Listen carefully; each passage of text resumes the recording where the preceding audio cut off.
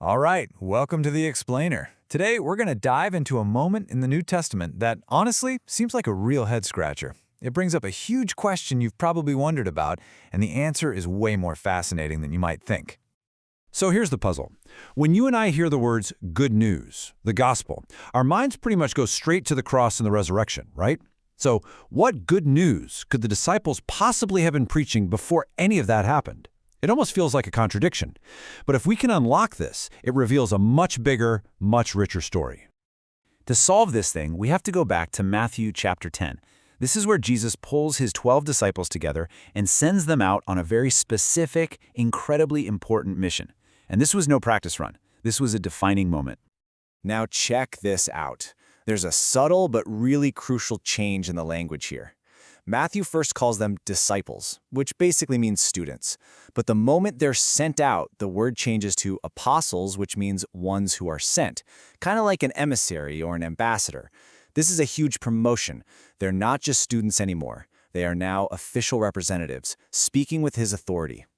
So Jesus gives them this whole list of instructions. First, go only to the lost sheep of Israel. Second, your message is the kingdom of heaven is at hand. Third, you're going to perform incredible miracles. And then we get to these really strange rules. Don't take any money, no extra bag, not even a spare pair of sandals. Now, as we're going to see, every single one of these instructions is a massive clue. Okay, so how in the world do we make sense of these instructions? Well, the key, and this is everything, is that we have to stop looking at them with our modern eyes. To really get what's going on, we have to see them through the framework of the Old Testament. The source material for this explainer uses a perfect analogy. It's like at the end of The Matrix when Neo can finally see the reality behind the simulation, all that green computer code raining down. Well, the Old Testament is the code for the New Testament.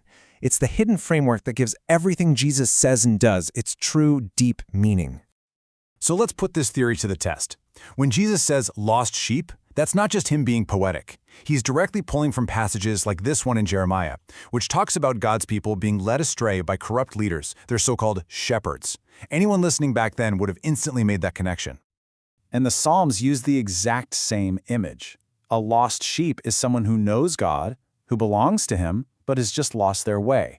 So Jesus is being incredibly specific here. He's sending his apostles to find people who are spiritually lost, but who are already part of God's family. People who are just waiting for their true shepherd to find them. So once you have this Old Testament code, this secret decoder ring, let's call it, the actual message the apostles were sent to proclaim becomes crystal clear, and man, is it powerful. And this is it. This was the good news. At this point in the story, it wasn't about a future sacrifice. It was an urgent, breaking news announcement.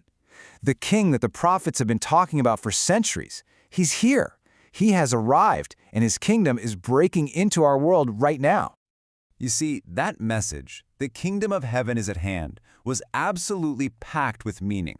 It was a direct echo of these powerful messianic prophecies, like this one from Psalm 2, about God setting up his king on the holy hill of Zion. The apostles were basically running around yelling, "That ancient promise? It's happening. It's being fulfilled right now." And it also points right back to Daniel's famous vision of a Son of Man who receives an everlasting kingdom from God himself. This is the exact kingdom Jesus was telling them to announce. He was, in no uncertain terms, claiming to be that prophesied figure.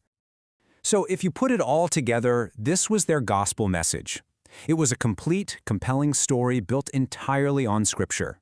The prophesied king is here. His name is Jesus. The kingdom has arrived, and if you need proof, just look around. The sick are being healed, the dead are being raised. These miracles weren't just random acts of power. They were the king's credentials.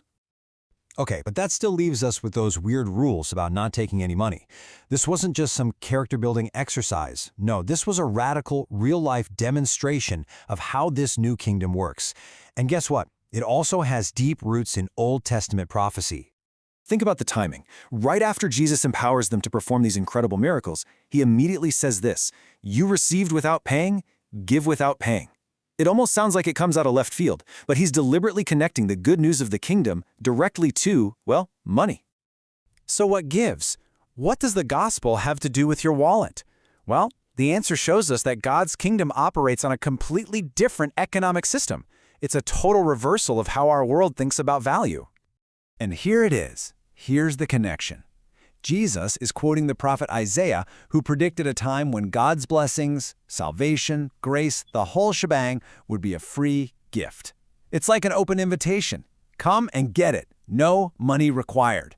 You can't earn this new covenant. You can't buy it. You can only receive it. And this all builds into a really powerful, practical lesson for them. The logic is simple, but it's profound. Step 1. The message of the kingdom is a free gift. Step 2. That means the messengers have to model that same radical generosity. Step 3. This forces them to depend completely on God to provide for them, not on their own savings or human wealth. Okay, this brings us to the very last part of Jesus' instructions, and a takeaway that's just as real for us today as it was for them 2,000 years ago. Remember how Jesus told them to find someone worthy in each town? Now, that word can kind of make us cringe. It sounds like he's telling them to go in and judge people, to look for who's good enough. But that's not what it means at all. He was telling them to look for the person whose heart God had already prepared to receive their message. This principle, oh man, it changes everything. It takes all the pressure off.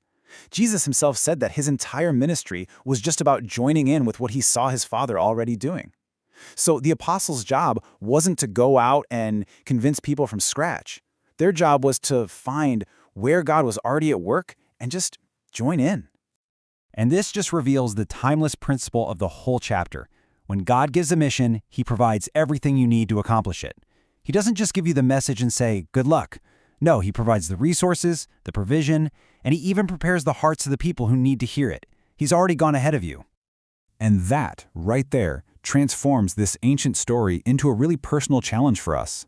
It pushes us to stop focusing on what we don't have and start looking for what God is already doing all around us. So the real question isn't just, what's my mission? It's, what has God already provided and who has he already prepared for the mission he's already given me?